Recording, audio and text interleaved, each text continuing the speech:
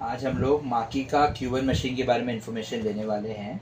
माकी का Q1 जो swing machine है वो बेसिकली एक direct drive lock stitch swing machine है, जिसके अंदर मोटर जो है तो मशीन के बॉडी में ही एम्बेडेड है। ठीक है, यहाँ पे ऑन ऑफ स्विच है। सबसे पहले हम मशीन को चालू करेंगे। जैसे कि आप देख सकते हैं यहाँ पे मशीन में आपको लाइट मिल जाती है, ठीक है, जिसको आप चालू कर सकते हैं और बंद कर सकते हैं। ओके, यहाँ पे आपको स्पीड कंट्रोलर दिया हुआ है। अगर आप देखेंगे यहाँ से आप स्पीड बढ़ा सकते हैं।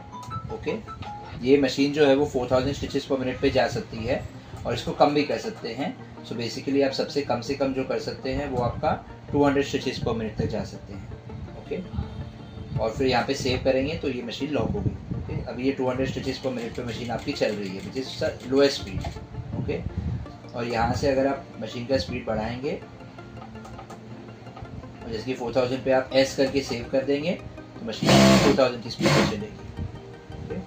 इसके बाद यहाँ पे अगर आप देख रहे हैं तो ये निडल पोजीशन का आपको फीचर दिया हुआ है, जहाँ पे अभी आप देखेंगे तो निडल आपकी हमेशा ऊपर ही रुक रही है आपकी मशीन पर। अगर आप चाहते हैं कि निडल आपकी नीचे रुके तो फिर आप क्या करेंगे, इस चीज़ को एक बार दबाएंगे तो यहाँ पे आप देखेंगे यहाँ पे निडल पोजीशन डाउन का आपका लाइट एक्टिवेट हो जाएगा और जब आप मशीन चलाएंगे तो आपकी मशीन का देखिए आपका निडल हमेशा नीचे ही रुकेगा।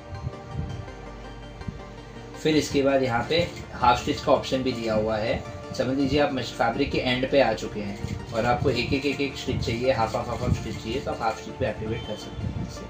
ओके, इसके अलावा यहाँ पे आपको मशीन का बॉबिन वाइंडर भी दिया हुआ है। तो जब तक आपकी मशीन जो रहेगा उसमें आप न्यू फ्रेश बॉबिन यहाँ पे नीचे डाल देंगे और एक बॉबिन केस में आप डाल देंगे।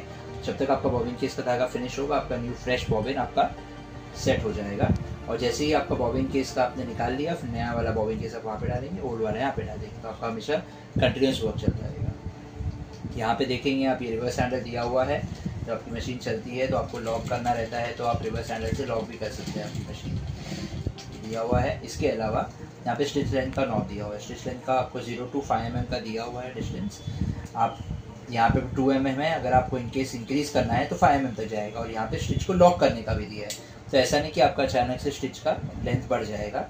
इसके अलावा जब आपको कम करना है स्टिच का लेंथ तो आप क्या करेंगे, रिवर्स हैंडल को दबा के रखेंगे और फिर आप स्टिच लेंथ कम कर सकते हैं। रिवर्स हैंडल आपको दबाना है, उसको दबाना है तो स्टिच लेंथ कम है। बाकी ऑटो स्विंग मशीन है माकी का Q1M।